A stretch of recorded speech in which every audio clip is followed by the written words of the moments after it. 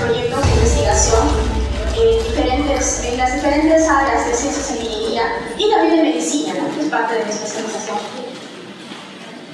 Entonces, según entiendo, a ver, me corrigen si es que estoy equivocada, ustedes han estado ya conversando sobre temas relacionados con el quehacer científico. ¿Sí? ¿Sí o no? Todos van a ser científicos, ¿no? ¿Alguno que se ha perdido? ¿Todos? Todos. Muy bien. Entonces, si vamos a hablar de querer ser científico, hay una serie de cosas que tenemos que entender. Primero, que la ciencia es algo que se hace de manera sistemática, ¿no? Entonces, poco a poco vamos a ir entendiendo qué quiere decir esto de sistemático, y por eso les he dejado ahí con un signo de interrogación, porque espero que para el final de esta breve sesión puedan entender qué cosa es sistemático. Yo llevo años haciendo esto y a veces me cuesta entender cómo podemos hacer sistemas. Luego tenemos, que creo que ya es evidente para ustedes, qué significa usar la razón. Finalmente, que la ciencia tiene objetivos. Creo que ya han tenido varias horas hablando sobre el tema de cómo plantear objetivos que puedan ser medibles, que puedan ser trabajables, sobre los que podamos decir algo, ¿cierto? O hacer algo. Entonces, eso es en cuanto a objetivos. Y hoy también vamos a conversar sobre qué significa que algo deba ser demostrable o verificable, ¿no? No es solamente importante plantear los objetivos, que bien, tengo estos objetivos, quiero lograr algo, sino luego de que lo logro, ¿cómo demuestro que lo que originalmente había pensado y que solo estaba en mi cabeza y en la de mis demás colegas, cómo lo aterrizamos en la realidad? Entonces es como una parte que tiene que ver de cómo. Entonces, sobre lo que vamos a hablar hoy día, en este momento, en esta hora que tenemos juntos, es principalmente del cómo. Y ese cómo también se conoce como metodología. Entonces, en términos generales, digamos, como ustedes acá son de ciencias e ingeniería, sucede que de acuerdo al tipo de proyectos en las diferentes disciplinas que existen, hay diferentes maneras de llamarlo, ¿no? Algunos le llaman metodología, otros le llaman simplemente cuáles son tus protocolos, cuáles son... Hay muchísimas palabras que seguramente ustedes habrán escuchado, pero lo que quiero que siempre tengan en cuenta es que a lo que me voy a referir ahora es a esa parte del quehacer científico que tiene que ver con el cómo logro mis objetivos. ¿Okay?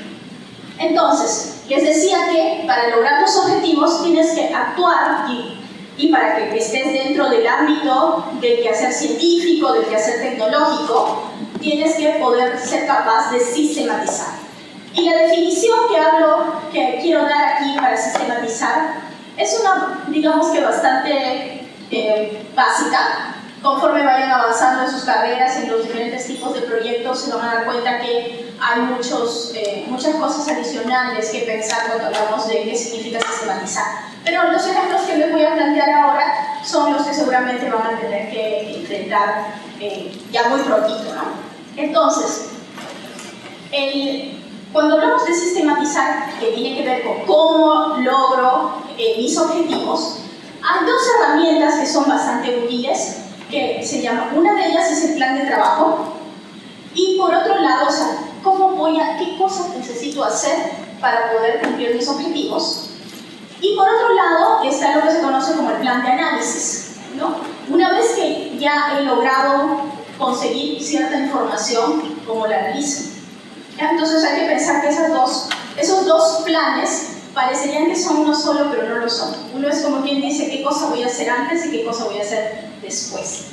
¿Ya? Y eso es bien importante porque muchas veces los problemas que existen cuando los científicos que recién están empezando, que surgen y por los cuales no logran sus objetivos, es porque puede ser que lleguen a hacer un plan de trabajo, puede ser que el profesor les entregue un plan de trabajo, puede ser que el plan de trabajo lo acomoden de algún otro proyecto que han visto. Pero muchas veces se deja de lado el tema del análisis. ¿Qué hago con la información que voy a recoger? Y esto no se hace una vez que ya tengo los datos, porque ese también es otro problema que a veces surge, es que se dice, bueno, ahí ya con los datos vemos qué hacemos. No, tenemos que hacer eso desde el principio. Sí es verdad que tampoco es que las cosas pasen de la manera ideal que uno lo hace. Entonces sí es verdad que luego de que se ejecutan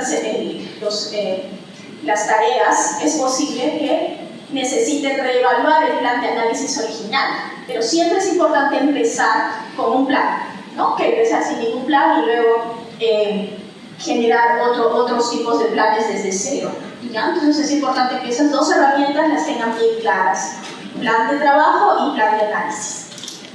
Entonces, les decía que aquí se trata de cómo ir respondiendo preguntas. No voy a entrar en los detalles de cómo se llaman estas etapas, porque creo que ustedes van a estar trabajando con diferentes metodologías de gestión de proyectos, que es genial, entonces por eso me voy a quedar con preguntas, ¿ya? Pero cada metodología que van a ir aprendiendo, por lo general siempre van a tener que responder a lo siguiente: ¿quién hace las cosas? Eso está dentro del plan de trabajo y plan de análisis. ¿Quién lo hace? Segundo, el tema de qué cosas, cuáles son las actividades. Y una vez que tenemos las actividades, las podemos convertir en un cronograma, ¿no? Son actividades en función del tiempo. Pero no solamente en función del tiempo, también tenemos que ver qué cosas necesito para lograr mis objetivos, para hacer lo que quiero hacer. Y la herramienta que se usa para esto es un presupuesto. ¿Ya? Puede ser su presupuesto, ¿no? Es lo que planifico, que voy a los recursos, ¿no? El dinero, pero créanme, no todo es dinero. Todo aquello que necesito hacer para poder ejecutar mis actividades. Luego vienen las preguntas del cómo, ¿no? Las preguntas del cómo, ahí ya vienen las herramientas que más se usan, son los protocolos y las fichas de registro. El protocolo es este plan ordenado, seguramente ustedes ya lo han visto cuando hacen sus laboratorios, han hecho laboratorios en secundaria. Creo que es bastante evidente un protocolo o una receta, ¿no? ¿Cómo voy a hacer esto? Y ahí, dentro de ese protocolo, van a salir todo lo que son los métodos, las técnicas, los reactivos, los materiales, los equipos. Van a salir más recursos que van a necesitar. Y finalmente, la ficha de registro. ¿Por qué es importante? Porque estas fichas de registro son precisamente donde va a estar la información de las observaciones, resultados y variables que van a servir de bisagra entre lo que fue tu plan de trabajo y lo que va a ser tu plan de análisis. Porque cuando llenas el registro, ¿no? O sea, entonces, básicamente al final del plan de trabajo termino con una serie de datos, con una serie de observaciones, y luego ya lo paso al plan de análisis para continuar con las actividades que van aquí. ¿Sí? Ahora, entonces, ¿qué cosa debe tener un cronograma de actividades en general? ¿No? Creo que van a compartir con ellos esto. Bueno, ya, y me distrae un poco, porque pienso que están haciendo preguntas, pero ya. Bueno, cronograma de actividades. ¿Qué cosa piensan que hay un cronograma de actividades? Actividades, ya, ok. Ya, ok. Distribución de la duración de la actividad. A ver, perdón. Distribución de la duración de cada actividad. Correcto. Pues, no, todavía, bueno, sí, al final vamos a llegar ahí, pero aquí les estoy poniendo el primer pasito, ¿no? Primero tenemos que saber, en general, cuáles son las actividades que vamos a hacer. Ahora, evidentemente, de acuerdo a la cantidad a los objetivos que queremos lograr, algunas van a ser actividades pues, más importantes, menos importantes, más prioritarias, y luego se van a dar cuenta que aquí lo que tenemos es un tema de precedencia. También a mí me gusta separar entender primero eso antes de seguir adelante, porque a veces terminamos enredándonos al momento de hacer la planificación, como decía su compañero, en función del tiempo. La precedencia simplemente quiere decir si es que hay actividades que tienen que estarse haciendo en paralelo o que son secuenciales, ¿no? Puede ser que algo se haga en serie, puede ser que se haga en paralelo. Es necesario que tengan eso claro antes de comenzar a tomar otras decisiones de tiempo. Entonces, a ver, les dejo un ratito que lo lean y luego les voy a hacer preguntas. 30 segundos. Muy bien. ¿Tenemos alguna Cecilia en la audiencia? ¿No? Ok, ¿algún voluntario? No, nadie, ningún voluntario. Ok, hola, ¿cómo te llamas? Hola, Ana, cuéntame. ¿Qué cosa crees tú que se trata del diseño del prototipo conceptual? ¿Qué es un prototipo conceptual? O sea, yo supongo la idea de que un prototipo conceptual es, o sea, el concepto del prototipo, qué es lo que queremos que tenga o cuál es la idea que nosotros queremos conseguir del prototipo, todavía una idea, o sea, algo no tan aterrizado todavía. Y bueno, sí, está bastante buena tu acercamiento, pero justamente lo que tú estás diciendo es la actividad, ¿no? Entonces, en el momento de hacer la descripción, ¿cómo aterrizo? Precisamente lo que tú dices, la idea, ¿cómo la aterrizamos? Planos y cálculos, ¿no? Como tú dices, todavía la idea todavía no se ha convertido en realidad, pero va acercándose a esa realidad porque estamos haciendo los cálculos, estamos haciendo los planos, estamos empezando a diseñar. Entonces, un término, un verbo que tienen que conocer bastante bien es diseñar. Que diseñar no es solamente imaginarse algo, ¿ya? Entonces eso ya tenemos que empezar a entenderlo. Diseñar es hacer algo de manera sistemática. Y el sistema que por lo general usamos en ciencias de ingeniería es usar planos, usar cálculos. En otras áreas de investigación, en otras disciplinas, pues esto de aquí pues, tiene otros nombres, ¿no? Diseñar un servicio, por ejemplo, no vas a usar planos realmente, sino que más trabajas con otros tipos de herramientas, ¿no? Perfecto. Entonces, en este caso, como recién decía su compañera, recién estoy plasmando la idea, no hay ninguna precedencia, ¿no? Entonces, no hay alguna actividad anterior, porque recién estoy como empezando este proceso. Ahora, hay situaciones, como les decía, que se hacen de manera serial, hay otras que se hacen de manera paralela y van a encontrar que hasta algunas cosas se tienen que hacer varias reiteraciones, ¿no? Se trabaja en bucle. Entonces, la siguiente actividad que tenemos es la implementación del diseño. Justamente, ya hemos hecho los planos, ya tengo una idea de cómo lo voy a hacer, ahora lo voy a implementar. Otro verbo bien importante que necesitamos entender. Científicos o ingenieros que no son capaces de implementar no llegan muy lejos, ¿ok? Entonces no solamente tenemos que pensar las cosas que queremos hacer, tenemos que poder hacerlas. Dentro de la cantidad de los recursos que tenemos, del tiempo y de la cantidad de dinero. Algo que ocurre a menudo es que cuando estamos haciendo planificación de actividades, queremos pues resolver todos los problemas del mundo. No se puede, ¿ya? Entonces lo que tenemos que entender es que cuando ustedes se ponen a hacer la planificación, tiene que ser en función del dinero que tienen y de los recursos, del tiempo y todo eso, ¿ok? Muy bien, entonces lo que dice aquí, bueno, es la descripción construir. Lo que había diseñado ahora lo convierto más cercano a la realidad. Entonces con eso ya tenemos la precedencia clara, pues primero tengo que diseñarlo y finalmente lo caracterizo. Algo también bien importante. Desde el punto de vista ético, todo científico, todo ingeniero debe ser capaz no solo de hacer cosas, sino también de poder validar la calidad de lo que ha hecho y poder entender si es que ha cumplido los objetivos que se habían planteado inicialmente. Entonces este es otro verbo bastante importante. Aquí lo he dejado en el verbo más suave que existe para, digamos, este tipo de trabajo, ¿no? Porque uno puede ser que solamente se caracterizar es como lo mínimo que necesitamos hacer. Hay otro verbo que tiene que ver con verificar. Cuando uno verifica en función de algún patrón, de algún requerimiento. Y luego también tenemos otro que tiene que ver con validación, que bueno, ahí ya entran todavía más condiciones para poder hacer esto.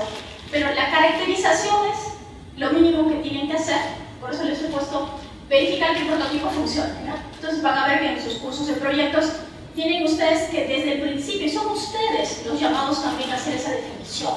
A veces, muchas veces, los alumnos que recién empiezan a hacer esto creen que es el profesor o alguien más que les va a decir cómo no. Ustedes ya desde ahora tienen que acostumbrarse a que si ustedes se han planteado objetivos, dentro de esos objetivos, determinen, especifiquen cómo es que luego los van a caracterizar o van a demostrar que funciona.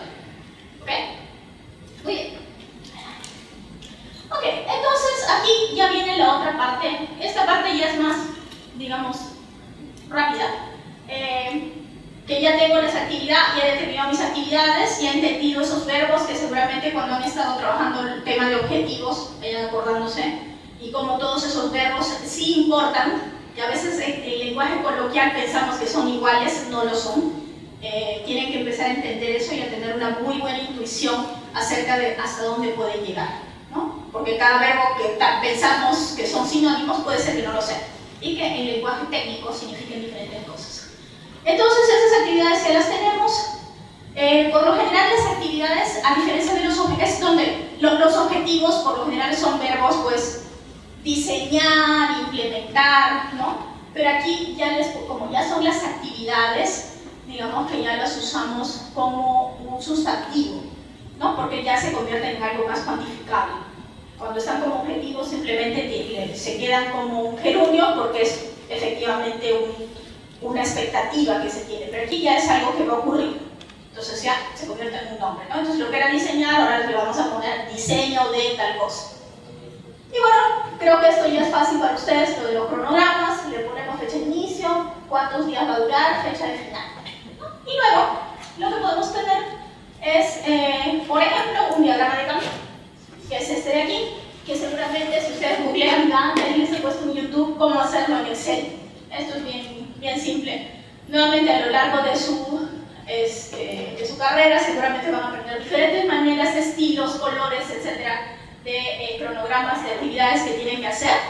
Lo importante, como les digo, es que tengamos claro para qué estamos haciendo esto. Para que podamos entender el orden, primero, la lista general de actividades y luego el orden en que tenemos que ir ejecutándolas. Y no solo el orden, sino también la relación que esas actividades van a tener entre ellas. Porque seguramente ustedes han tenido objetivos y a veces esos objetivos, a veces es muy fácil porque es objetivo tal, hago tal actividad.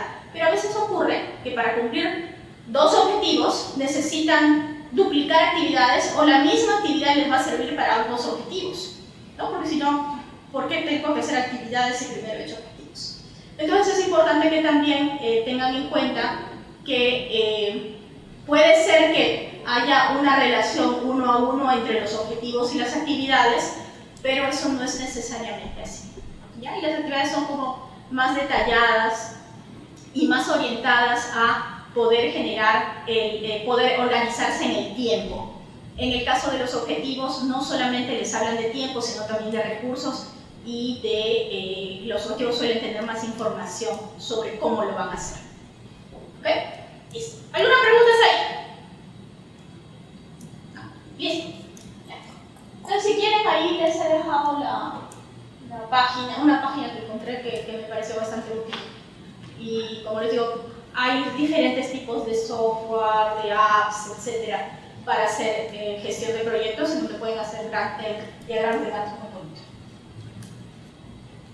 Ok, presupuesto. Entonces aquí ya comienza a haber una serie de términos que seguramente les habrán escuchado antes, pero que parecen sinónimos y como les digo, a veces no necesariamente son sinónimos. Entonces les voy a dejar también unos 20 segundos para que lo lean.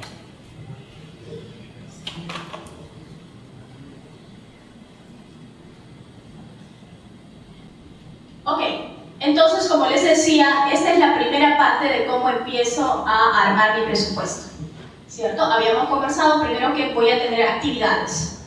Cada actividad, ¿no?, va a venir amarrada a una serie de recursos. El término que se usa en gestión de proyectos es rubros. Entonces, nosotros tenemos rubros que tienen que ver con los recursos humanos, con los consumibles, los materiales, los equipos. Ahí comienza a veces a hacer una nebulosa, ¿no? Recursos humanos, creo que claro, son personas, ¿no? Ya, se le llama recursos humanos, bueno, porque ese es el término.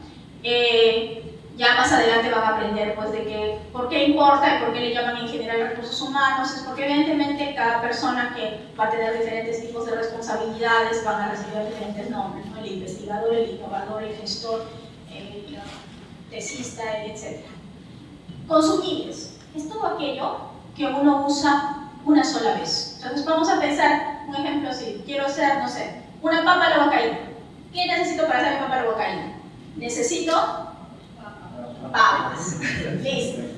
¿Puedo reusar la papa para hacer ají de gallina? No. Perfecto. Entonces, eso es un consumible. Ya, algo que solamente se usa una vez para tu proyecto y se acabó. Pero ¿qué ocurre? También tengo algo que se llaman materiales. ¿Qué más necesito? ¿Cómo hago una papa a la huancaína? ¿Qué más necesito? La crema, ya. ¿Eso es qué? Galleta, leche, ají amarillo, perfecto. Ya, hasta ahora me siguen hablando de consumibles. Licuadora, ¿qué cosa es la licuadora? ¿Es un material o es un equipo?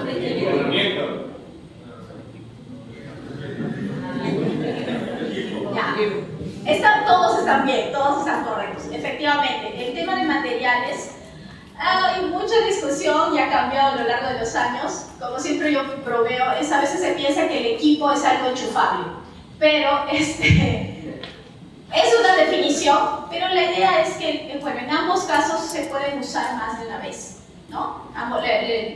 Lo que tienen en común es que en ambos casos se pueden usar más de una vez. Por lo general los materiales, digamos que no requieren, por ejemplo, un material no requiere calibración, no requiere mantenimiento, no requiere, simplemente lo usas, ¿ya? Entonces, en el ejemplo de la cocina, una cuchara, o sea, para usar la cuchara entre plato y plato, no necesito hacerle nada extra a la cuchara, pero, bueno, la tengo que lavar máximo, ¿no? Pero, por ejemplo, para, no sé, digamos la licuadora, ¿qué necesitamos hacer con las licuadoras? Enchufarlas, ya, pero eso puedo hacer, para hacer otro plato, ¿necesito hacer eso? No, podría quedarse enchufada todo el tiempo, ¿cierto? Pero por ejemplo, sí tengo que asegurarme que las asas, que las hélices estén bien afiladas. Entonces ahí ya se convierte en un equipo, porque tengo que asegurarme que en realidad los equipos son un tipo especial de material, si lo queremos ver de una manera más objetiva, ¿no? Pero digamos que la mayoría de gestores de proyecto por lo general los separan así. En los materiales es todo aquello que no necesita mayor cuidado para poder ser empleado, pero un equipo sí, ¿no? Entonces, por ejemplo, la cuchara no es que me voy a poner, a ver, ¿funcionas como cuchara? No, pues no es una cuchara, es bien evidente que va a seguir funcionando para todos tus proyectos. Pero en el caso de los equipos, pues son los equipamientos. Recuerden, porque además dentro de los proyectos también tenemos que considerar si es que el equipo va a ser, si es que necesita calibración, necesita validación, porque todo eso debe ser parte de tu protocolo, ¿cierto? Listo. Entonces ahí está pequeña diferencia. Ahora tenemos también algo que se parece mucho, que son los servicios de terceros y las consultorías o asesorías.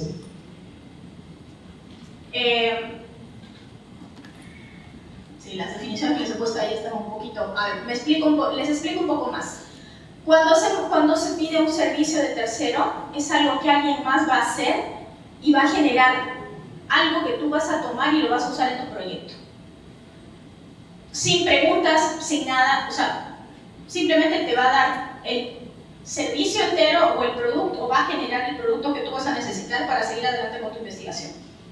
En el caso de las consultorías o asesorías, sí hay un ida y vuelta, ¿sí? Vas a tener una relación con algún tipo de especialista, de experto, etcétera, que ya sea que te va a dar información, te va a capacitar, puede ser que vas a tener que incluso compartir cierta información con esa persona. En el caso de los servicios de terceros, por eso lo llaman terceros, no tienen nada que ver con el proyecto en sí mismo, ¿no? En cambio, las consultorías sí, porque le consultas, entonces tienes que contar un poco más de tu proyecto. En el otro caso, simplemente le dices, necesito que alguien me corte, no sé, me haga un corte láser de mi acrílico. Entonces, eso es un servicio de tercero. Necesito que alguien me enseñe a cómo cortar acrílico, eso se convierte pues, en una consultoría o una asesoría. ¿Ya? Entonces, ahí también esas dos actividades también a veces se confunden, ¿no? Porque, e incluso van a darse cuenta que, dependiendo de con quién les está dando el financiamiento, cada entidad financiadora puede ser que tenga una visión diferente de qué cosa es un servicio de tercero, que también va a depender del tipo de proyecto. Muy bien. Ahora, una vez que ya tenemos toda esta información clara, recuerden que estamos en presupuesto, todavía ni siquiera hemos llegado allá, recién estamos haciendo una lista de lo que necesitamos, que se conoce pues como tu lista de compras, ¿no? ¿Qué cosa voy a necesitar comprar? Que era lo que estábamos conversando, ¿no? Y luego existe un término que se llama cotización. ¿Qué cosa es cotización? Bueno, preguntar. Sí, muy bien. A ver, cuéntame, ¿qué es cotización? Para mí cotización simplemente era como que hacer un listado de los costos que nada. Ya, pero eso es valorización. Bien, estás cerca. Cotización es ir y preguntarle directamente al que me va a vender. Entonces es un esfuerzo un poquito más allá de simplemente hacer mi lista. Pongo un ejemplo, yo puedo entrar en internet y decir que me quiero comprar, no sé, quiero comprar un super chip. Pero resulta que ese chip lo encuentro en internet y averiguo que cuesta $25. Entonces, si lo compro por Alibaba, me cuesta $25. Entonces pongo, quiero comprarlo. Solamente se vende en Estados Unidos. Entonces, ¿lo puedo comprar? No. Entonces necesito seguir buscando otros lugares en donde sí lo puedo comprar de manera ya realista. Entonces la cotización es eso, es la manera más realista que tenemos de dónde lo voy a comprar. Entonces, si lo voy a comprar acá, pues tengo que averiguar con proveedores locales. Esa era mi consulta, es básicamente ir a hacer la consulta directamente al proveedor de un servicio o de algún producto que necesites conseguir para alguna parte de tu proceso de tu proyecto. Correcto, eso ya es la cotización, ¿no? Ya es, digamos, el valor más cercano a lo que realmente vas a pagar. Otros gastos escondidos, por ejemplo, es que ya vi en internet, en Alibaba, que cuesta $25. Pero cuando me voy aquí, incluso si lo quiero comprar por internet, resulta que van a haber gastos de envío, importación, no, una serie de gastos. No sé si alguna vez ha comprado por Amazon, nos cobran un montón de cosas más allá del precio del artículo, ¿no? A veces es de lo correcto. Entonces, todas esas cosas van en la cotización, ¿no? Y tienen que ser incluidas. ¿Ya? Ok, listo.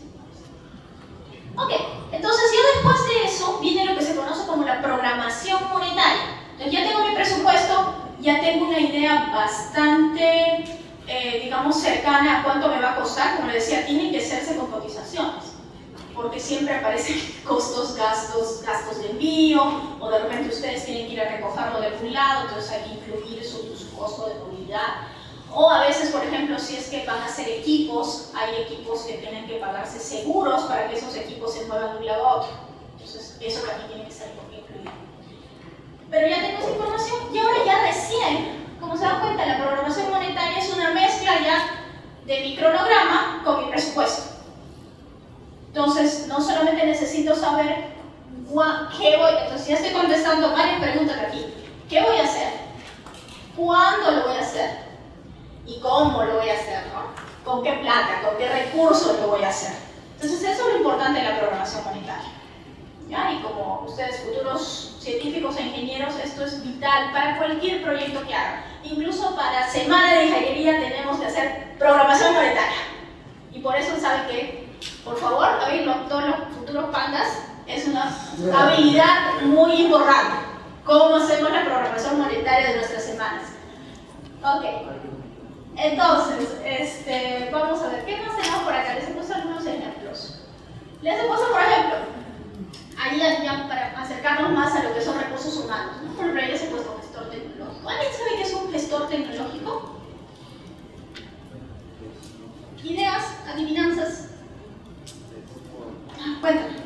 Alguien que tenga la habilidad de manejo de toda la tecnología con la que estés trabajando, hasta cierto punto que sea una persona que pueda manejar, digamos, si estamos hablando de diferentes máquinas a lo largo del proceso, digamos que pueda manejar las diferentes tipos de máquinas o un grupo de ellas.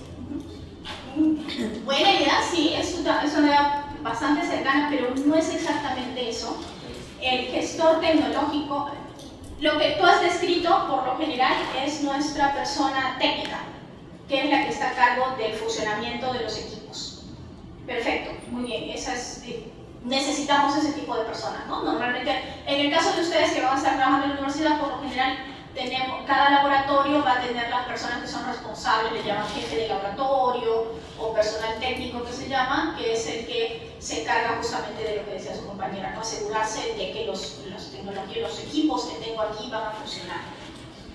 Pero recuerden, ustedes están generando o están trabajando con tecnología. Entonces el gestor tecnológico es aquel que se encarga de, si bien es cierto, lo que sea que ustedes van a estar haciendo, siempre vas a trabajar con la tecnología. Entonces no se refiere a la tecnología que tú usas, sino a la que tú generas. Entonces el gestor tecnológico va haciendo un recuento de cómo tú, por ejemplo, cuando nosotros trabajamos con tecnología, puede ser que generemos tecnología nueva a partir de tecnología previa, ¿no? Entonces digamos que algo que no existía comienza a existir, o algo que ya existía es modificado, mejorado, aprovechado, implementado Y de eso se encarga el gestor tecnológico, ¿no? De ir pensando, de ir acompañando a las personas que están en el hacer del día a día, ir pensando cómo es que, si es que necesitas permisos de propiedad intelectual, si es que estas ideas que te están ocurriendo ya no han sido generadas en otra parte, ¿no? Eso es bastante importante cuando comenzamos a trabajar, porque no empezamos de cero, ¿no? Entonces, como dicen, no vamos a reinventar la rueda. Entonces, un gestor tecnológico te puede ayudar a entender cómo las tecnologías con las que quieres trabajar ya existen, las puedes traer de algún otro lugar, las puedes prestar, las puedes licenciar, puedes pedir que te las transfieran. Entonces, de eso se encarga el gestor tecnológico. El investigador, creo que es más claro, es el que se encarga de ejecutar las actividades y generar los resultados. Bueno, entonces, otro tema también importante, por ejemplo, son los servicios de terceros. Como les decía, si yo estoy haciendo, no sé, un prototipo, puede ser que no tenga las herramientas aquí para hacer, no sé, una válvula. Entonces, le pido a alguien que me haga esa válvula específicamente, ¿no? Eso es un servicio tercero, porque yo no tengo acceso a hacerlo. Y bueno, ahí les he puesto varios ejemplos. Ese tema de viabilidad de registro de propiedad intelectual también es algo que puede ser que ustedes estén enterados de cómo se hace, pero no son especialistas en eso. Entonces se lo piden a alguien más que lo haga. Mantenimiento de un equipo. Eso entra en servicio de terceros. Costos de publicación. También, una vez que tenemos nuestros resultados listos, para que estos puedan salir impresos en revistas, o podemos hacer videos, o podemos depositarlo en repositorios internacionales.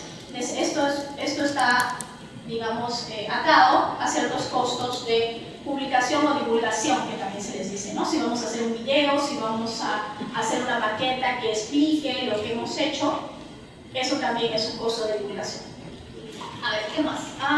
Transporte, ¿no? Si mi prototipo yo lo quiero validar en alguna otra ciudad, necesito pues transportarlo, ¿no? Y claro, ya el investigador también no va a agarrar su equipo y lo va a llevar, ¿no? Sino que pides un servicio de tercero. Y eso se trata de servicios de terceros. Aquí más ejemplos sobre equipos y bienes duraderos, ¿no? Como les digo, he usado ese otro término que también se usa a veces. Y lo mismo aquí, en materiales e insumos, ¿no? Insumos es por lo general todo aquello, lo que les decía primero, como consumibles. Entonces, de acuerdo a quién les financia, a veces van a encontrar términos un poco diferentes. Les estoy poniendo, digamos, los más comunes para que se vayan familiarizando con ellos.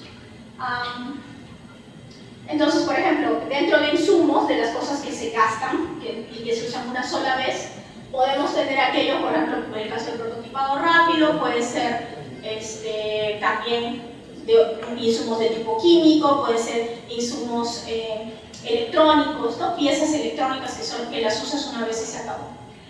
También podemos tener materiales electrónicos, ¿no? No sé, se me ocurre ahorita pero también puede ser que tengas cosas que puedas usarlas más de una vez, pero que tampoco sean exactamente un equipo, ¿ya? No sé, el protoboard, me imagino que puede ser un material electrónico, ¿ya? También tienen materiales mecánicos, bueno, y etc. Me parece que tengo algo más. ¿Me llegó? No tengo algo más. Ya, entonces aquí, ejemplos. Ejemplos. No está bonito. ¿Por qué poner esa cara? Cosas son pendientes, pero ¿cuál es el problema? Ya no tenemos muchos seguidores bibliotecas por acá. Ya, entonces, ¿pero qué está pasando ahí? A ver, tranquilos, lean, ¿qué está pasando ahí?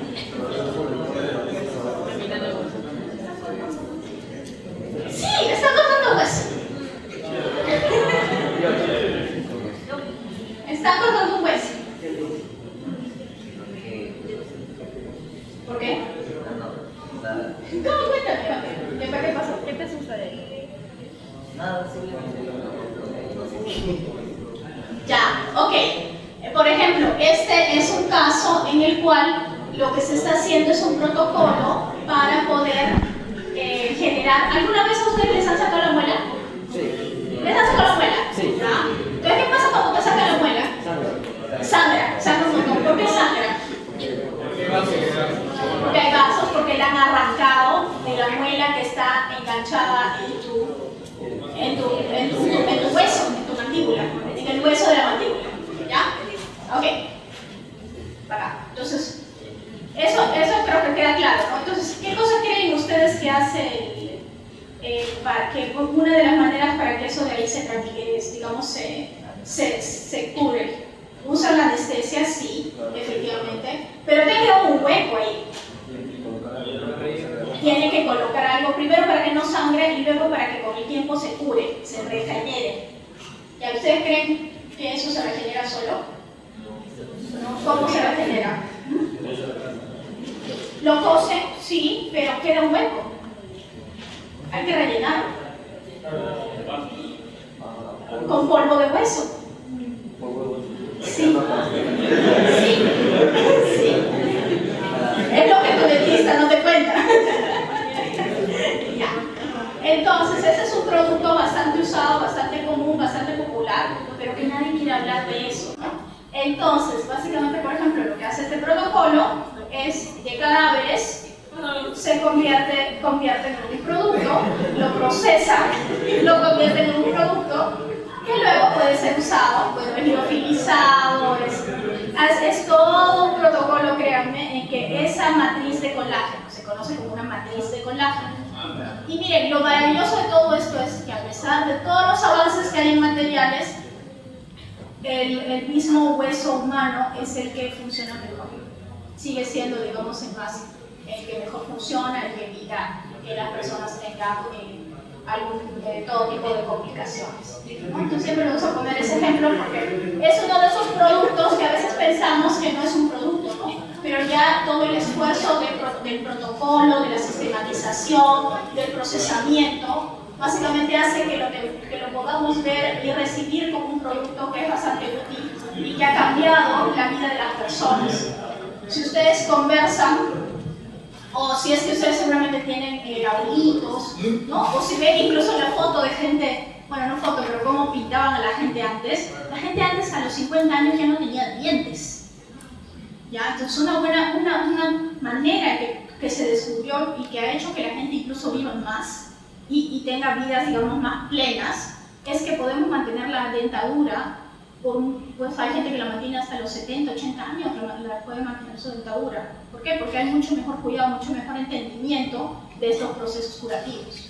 ¿Ya? Entonces es bastante importante que entendamos que existen procesos que a veces pensamos que no generan productos, pero las ciencias y la ingeniería, justamente el aporte que nosotros tenemos sobre la sociedad es el hecho que podemos generar este tipo de productos y servicios para mejorar, pues, la vida de las personas. Este es un ejemplo bonito de eso. Entonces, como pueden ver aquí, este protocolo incluye una serie de actividades, ¿no? Los pasos, el tiempo, qué cosas son las cosas que voy a usar, y además te da comentarios, ¿no? Dice, sometieron el lavado con peróxido de hidrógeno, la desinfección con antibiótico, etcétera, etcétera, etcétera, ¿no? Y además te pone una foto en donde te explica, actualmente incluso hay protocolos que vienen en video. Entonces, toda esa información del cómo que tenemos que tener claro al momento de hacer nuestra metodología. Otro ejemplito que tenemos por aquí, ya tú es por ejemplo, ahí tenemos una combinación de factores, ¿no? En este caso es bien gráfico, como se dan cuenta, y ya los descarté. Pero ahí lo que por ejemplo se muestra es el tema a nivel químico, ¿no? ¿Cómo puedo ir haciendo mis mezclas? Porque les decía que también hay que planificar los experimentos. Entonces, este tema de protocolos, a veces el protocolo ya viene y ya te dicen 20 grados centígrados, pero a veces parte del estudio es que no sé cuál es el tiempo o el porcentaje o hay alguna información que necesito entenderla o decidirla in situ, en ese momento. Entonces, por eso a veces es importante que cuando vas a planificar el experimento, planificar en qué momento voy a tener que averiguar mis condiciones, digamos, experimentales finales. ¿Ya? Puede ser que empiece con una idea, con un rango, y luego lo tengamos que ir ajustando. Y luego también tenemos otras cosas que uno a veces pensaría, pero esto como es un protocolo, también es considerado dentro de protocolos, porque te está dando todo una lista de pasos, ¿no? En este caso, por ejemplo, se dan cuenta, es una lista, así, es una manera de tabla. En este caso ya lo tenemos así, que es todavía, al ser un esquema, eso podría ser un video también, pero al dártelo como esquema ya te da una imagen mental de que hay acciones que van a ir pasando en simultáneo, otras que van a ser un bucle, ¿no? Entonces ya te va dando una mejor idea de cómo incluso esas actividades que vas a ir haciendo se tienen que dar. Y... ok. Luego tenemos... ¿Cómo vamos de tiempo? 20. Ok, está. Muy bien. Entonces luego tenemos este tema de demostrar o verificar. ¿Se acuerdan que al principio del día de hoy les decía que hay 4 actividades que forman parte del quehacer científico, ¿no? ¿Cuáles eran?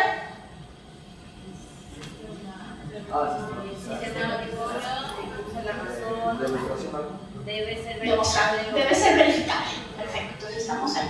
Claro que tiene que tener objetivos, ¿no? Que tiene que poder demostrar. Entonces ya les he hablado bastante sobre lo que es sistematización, ¿no? Entonces, para eso uso cronogramas, preparo presupuestos, hago cotizaciones, preparo mis protocolos.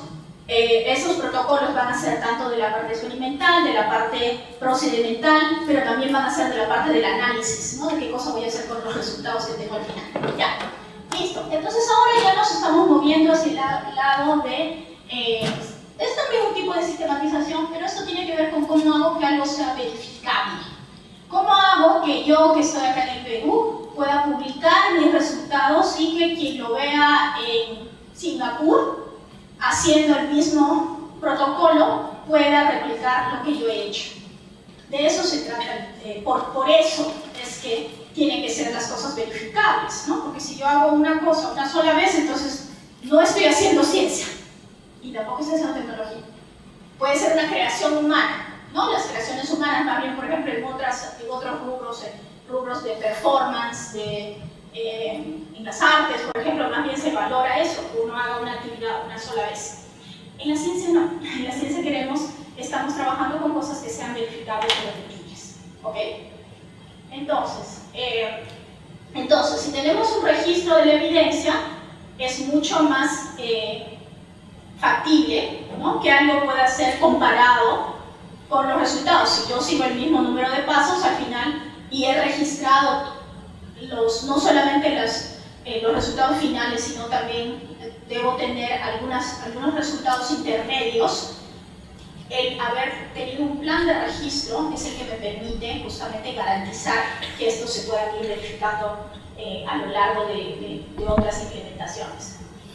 Y aquí ya viene algo que también hay que entender, ¿no? En líneas generales, hay 2 grandes maneras de aproximar la generación de evidencia, ¿no? Porque evidencia es básicamente como lo que yo había pensado que podía ser o puede ser alguna regla, alguna ley de la naturaleza que puede ocurrir, ¿no?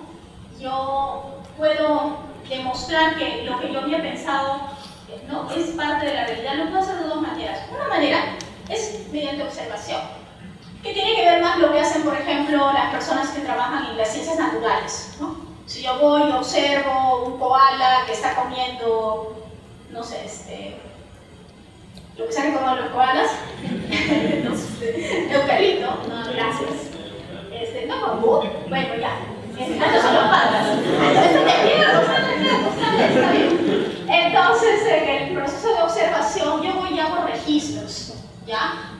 Los meteorólogos también hacen registros. Entonces, esa es una forma de aproximar, ¿no? Si son ingenieros que están tratando de hacer cálculos para ver si una iglesia prehispánica, una iglesia de la colonia se va a caer o no, tienen que ir a hacer registros, ¿ok? Entonces, ese es un tipo de investigación que tiene que ver con observar. Voy y no intervengo, no hago más que registrar lo que estoy viendo de la realidad. Esa es una aproximación. Otra aproximación tiene que ver con voy y experimento. Entonces, por ejemplo, voy y comienzo a intervenir.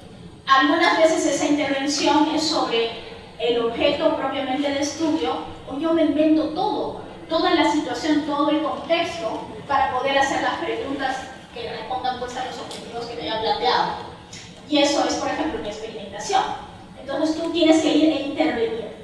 Y, por ejemplo, para hacer, y como les digo, a veces algunos proyectos requieren ambas cosas: primero observar, luego experimentar, luego volver a observar. ¿Okay? Entonces, Otras cosas, entonces, ¿qué otras herramientas van a poder usar ahí? Aquí yo no tengo una hora, así que no vamos a entrar mucho, pero ya tengo 20 minutos y que quería dejar un poco de espacio para que piensen. Pero aquí, por ejemplo, en observación, lo más importante pues es tener estas estadísticas descriptivas. Entonces, ¿ustedes recién están en primer año o segundo año? ¿Segundo semestre? ¿Segundo año? Segundo año, ok, entonces ya deben estar empezando a aburrirse con toda la madre que llevan. ¿O todavía no? Sí, ya, ok. Bueno, más o menos aquí ya van a entender por qué todo eso que se les enseña es necesario. ¿Ok? Porque les va a permitir todo aquello que observo, todo aquello que quiero, con lo que quiero experimentar, voy a poder de alguna manera medirlo, calcularlo, predecirlo. ¿Sí? Ok. Entonces, luego tenemos otras maneras de entender las observaciones, ¿no? Que, por ejemplo, no tengo todavía los datos, pero lo que hago es empleo instrumentos para tomar esos datos. ¿Ya? Esa es también otra manera. Como les digo, estas actividades a veces hay proyectos enteros que solo usan una, y hay veces en que algunos proyectos van a requerir una mezcla de todo ese tipo de actividades. Pero todo ello, lo importante es que ustedes registren lo que están haciendo. Entonces, ¿qué maneras, por ejemplo, creen que se tienen para registrar? ¿Alguna vez han visto en la televisión? En la televisión tiene que haber visto qué hace un científico. ¿Cómo registran? ¿Cómo? Tablas, gráficos, ¿qué más hacen? Informes, muy bien, aquí su compañera ya, o sea, está bien, puede ser que yo le tome foto, que yo lo escriba en un papel, pero el hacer el informe quiere decir que ya estoy analizando. ¿Se acuerdan que les decía? No solo es necesario hacer, ese hacer tiene que estar juntito con el análisis. Y eso sí, ya les digo, para los proyectos que ustedes van a empezar a hacer, una de las grandes cosas que siempre me enfrento con los chicos que recién están empezando así como ustedes, es que a veces se emocionan tanto por ir y hacer que se olvidan de que mientras vas haciendo tienes que ir analizando. Porque no es que yo voy, hago y espero hasta el final. Ejemplo de la papa a la huancaína. Ustedes van, mezclan la papa a la huancaína y de ahí no lo toman, no lo prueban, nada, se van y lo sirven nomás. Nadie hace eso. Ya. Es el mismo ejemplo. Mientras vas avanzando en tu investigación para asegurarte de que estás, como quien dice, el proceso está ocurriendo como debe ocurrir, tienes que tomarte momentos en que vas a ir juntando tus datos, haciendo tus gráficas, ¿no? Tomando las variables. Si tengo una foto, esa foto seguramente va a estar asociada a una variable. Esa variable es la que tengo que sacar y tengo que usarla para analizar. ¿Sí? Muy importante. Ir generando, en el proceso de ir generando evidencia. Como digo, la evidencia no es solamente lo que hice, sino en lo que hice más digamos, el resumen, en lo que aprendí de aquello que hice, ¿no? Que poco muy avanzado. En este tema de las variables, creo que me puedo tomar 2 horas en hablar de eso, pero lo importante es, como les digo, que nosotros podamos entender de todo eso que puedo observar mientras estoy haciendo o que puedo tener como resultado de mi experimentación. Hay que concentrarnos justamente en aquello que atiende a nuestros objetivos. ¿Ya? Entonces, al aislar variables, lo que hago es eso, la variable. Entonces, porque algo muy bonito, por ejemplo, que justamente por eso viene, porque es tan importante hacer registro de evidencia, porque de repente, lo que se conoce como tus datos crudos, puede venir otra persona y también las puede analizar, porque sabe exactamente cómo las has obtenido, pero puede ir y analizarlo de otra manera. ¿Ya? Y entonces eso se aprovecha, se usa. Y el quehacer científico actual es más así, ¿no? Ya no existen las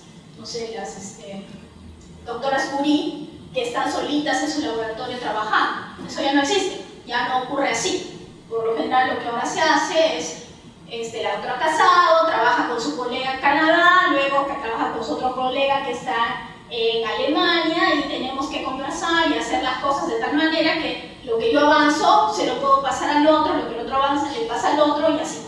Entonces ustedes cuando van a leer artículos científicos ahora se van a dar cuenta que hay un montón de autores y tiene que ver por eso, porque ya cada uno se especializa en un área específica, ¿no? Y esto ahora ocurre a nivel global. Antes ocurrían pues en los países desarrollados. apoyamos, bueno, ahora somos parte de eso. Entonces es importante que si ustedes quieren entrar en ese tipo de redes, el trabajo que hagan sea trabajo que ellos también puedan entender, ¿no? Que puedan replicarlo y que ustedes puedan registrarlo y evidenciar que la calidad de ese registro importa quién quiere trabajar con ustedes. Cuando ustedes trabajan con sus compañeros y hacen grupo, si ese compañero no toma buenas notas, no sabes qué cosa habrá hecho, ¿ustedes confían en lo que les va a entregar? Ok, muy bien. Y ahí, cuando nosotros hacemos experimentación, pues bien, se aplican otros tipos de estadísticas, ¿no? Porque seguramente el nombre es original, el nombre de viejos como yo es estadística inferencial, pero ahora se llama como, no sabe cómo se llama, inteligencia artificial. Entonces muchas de estas metodologías que ahora se usan parten de los conceptos de las estadísticas inferenciales.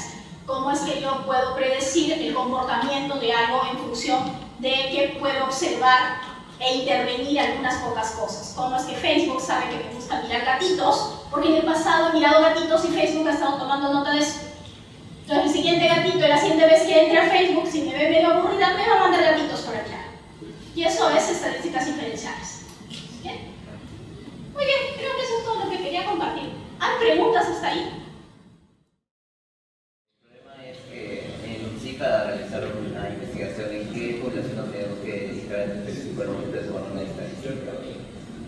Depende de cuáles son tus objetivos. Depende de mis objetivos y también de las personas que están involucradas en este tema de investigación. O sea, los que yo quiero, de los que están involucrados en esa problemática. Ya. ¿Qué tipo? Primero, a ver, explícame. Usando esto, ¿qué estás haciendo? ¿Vas a observar algo o vas a hacer una intervención? ¿Estás observando simplemente o estás interviniendo? ¿Por qué estás interviniendo? ¿Cómo estás interviniendo? ¿Por qué dices que estás interviniendo? O sea, yo sí quiero sacar información de algo, o sea, tener una propia base de datos de información de un montón de personas. Lo que voy a hacer es intervenir y sacar la mayor información posible. Ya, para generar los datos que tú quieres, tienes que intervenir. ¿Sí? Entonces, ¿qué le vas a dar un tratamiento a una persona? Más o menos como un cuestionario sobre... Ya, un cuestionario. Ya. Ya. Entonces, la pregunta era...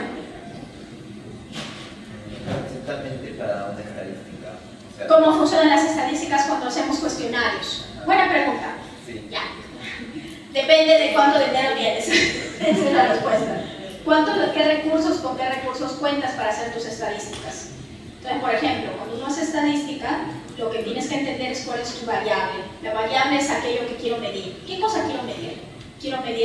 Puedo medir percepciones o puedo medir cosas más, tengo que entender cómo es esa variable. Las variables pueden ser de varios tipos también.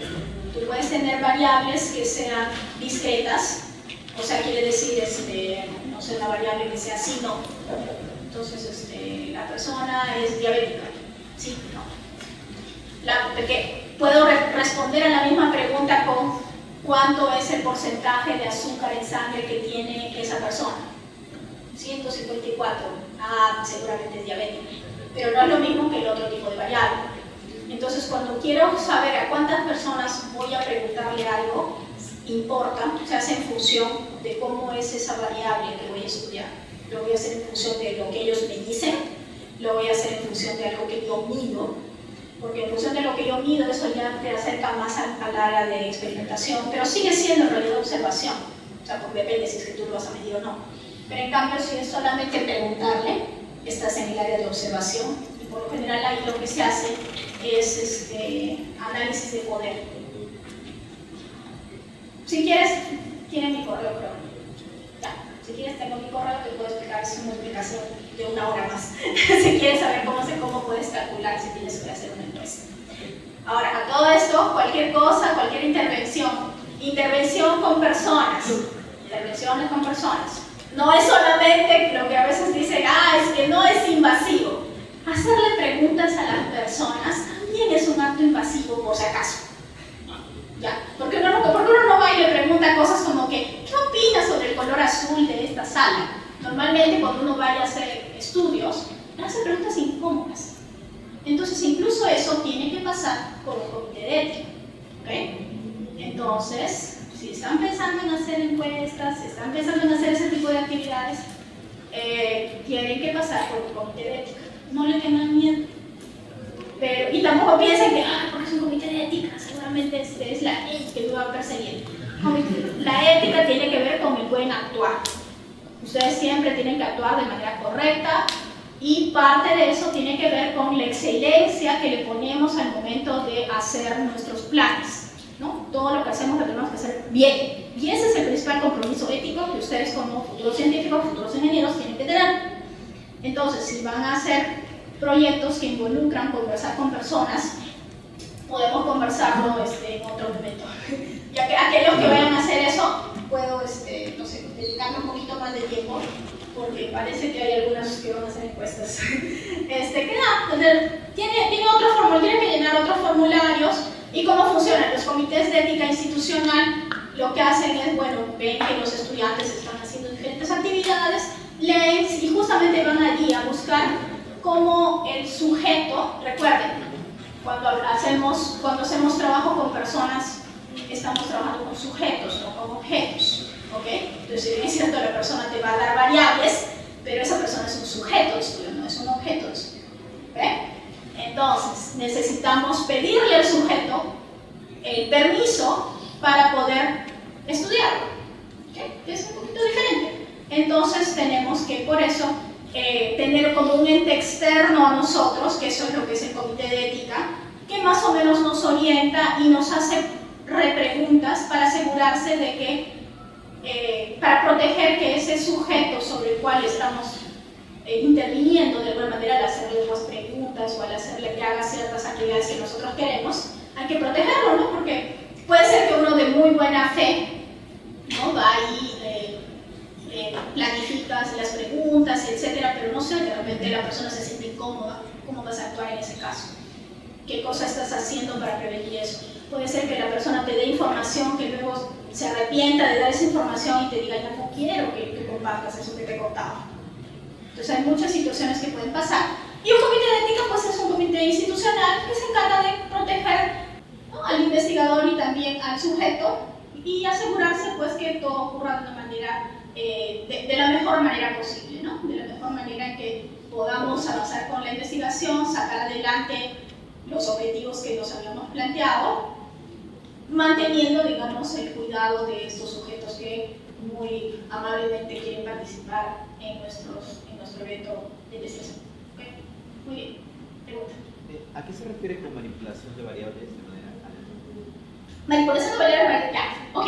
¿Qué sucede? Que cuando yo voy y comienzo a hacer mediciones, a veces se generan lo que se conocen como sesgos, porque estoy haciendo las mismas mediciones. Seguramente ustedes han escuchado que cuando yo quiero hacer estadística, no es lo mismo que yo voy y mido una sola vez a que voy y mido varias veces. Si mido varias veces, termino haciendo mis curvas, ¿no? Mis curvas normales, ¿ya? Entonces, las curvas normales básicamente quiere decir que algunas veces que yo tomo ciertas mediciones voy a tener un valor, pero siempre puede cambiar, porque de acuerdo al instrumento de medición que uno usa, siempre se van a generar sesgos, ¿ya? Esos sesgos uno los evita tomando mediciones de manera aleatoria. A ver, un ejemplo.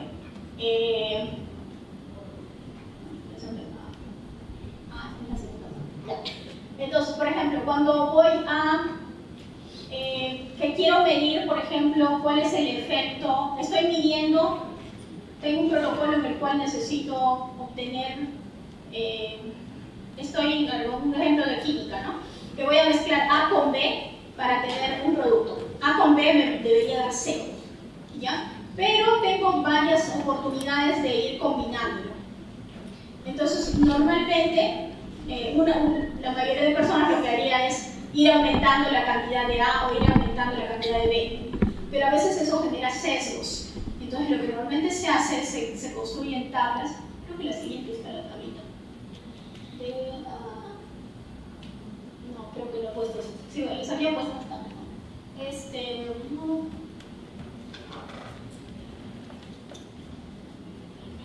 Entonces, por ejemplo, yo tengo A, tengo B, ¿no? Tengo A más B, que según yo me va a dar C. este C no es solamente C, sino que por lo general viene lleno de cosas que no quiero, pero este es mi producto, ¿no? Ya. Entonces, yo quiero, por ejemplo, averiguar cuál sería la mejor manera de optimizar la cantidad de esto y minimizar la cantidad de aquel producto que no quiero tener. Entonces voy a comenzar a hacer, por ejemplo, 10% de A con 10%, no sé, con 90% de B. ¿Ya? Entonces, normalmente la mayoría digamos, el sentido común, ¿no?, de alguien que no es un científico entrenado, es que van a ser 10%, 20%, 30% y así. Pero un científico entrenado lo que hace es, ok, para evitar estos sesgos, voy a uno 50% aquí, agarro y genero mi random number, ¿no? Que es una técnica que se usa justamente para evitar los sesgos, porque a veces cuando tú haces esto, por ejemplo, hay varios sesgos que se pueden presentar. Uno de ellos es de que, como lo he hecho de manera secuencial, puede ser que al momento de medir o pesar esto, estén pesando lo que ya ha quedado en el platillo. O puede ser que cuando se mezcle esto, se mezcle, por ejemplo, el mismo día. Y al final no estoy metiéndole algo aleatorio, sino que estoy metiendo un sesgo. Entonces, por lo general, cuando uno comienza a planificar los experimentos, que sean, por ejemplo, listas de cosas que tienen que hacer, lo mejor es tratar de hacerlo random, ¿no? Entonces, ir de 10 a 50, después a 40%, después a 20%, ¿no? Y aquí también lo voy completando. A eso se refiere con hacer algo de manera a que tus variables, ¿no?, las cosas que varían, puedan, no van a variar, digamos, en un orden secuencial, sino en un orden aleatorio. A eso es a lo que se refiere aquí con este tema de cómo intervengo sobre algo. Les decía que cuando uno hace una experimentación, es un tipo de intervención. Y esa intervención puede venir de diferentes maneras, y una de las maneras de hacer eso es precisamente poner temas aleatorios aquí, ¿no? Hacerlo de manera aleatoria.